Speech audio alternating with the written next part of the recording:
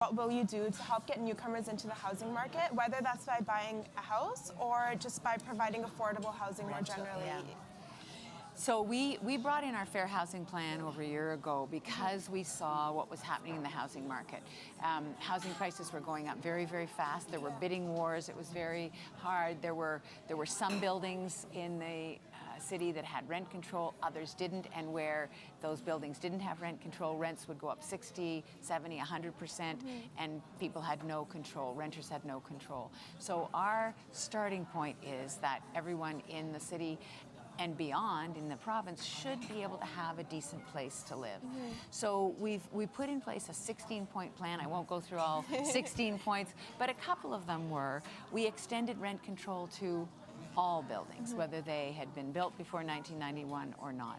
We also put in place a speculation tax, a foreign buyer's tax, so that if someone was just buying a property to hold it and let it appreciate in value, we said you can't do that. You're going to have to pay 15% tax on that because we need those houses to be available to people to buy. So that created more supply.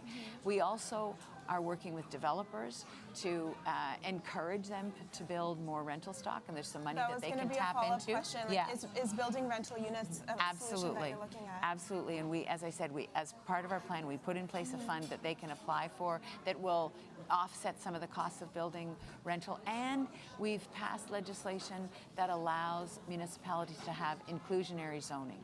So what that does is it requires, depending on what the municipality puts in place, but it requires developers to build a certain number of affordable units as part of their developments. So what we've seen is that the housing market has cooled down. In fact, there are people saying, oh, it's cooled down too much and the value of my house has gone down.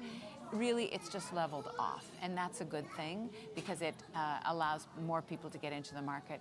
The rent control is in place, and so we're monitoring all of that to see if it's working and to see if there's more that we need to do.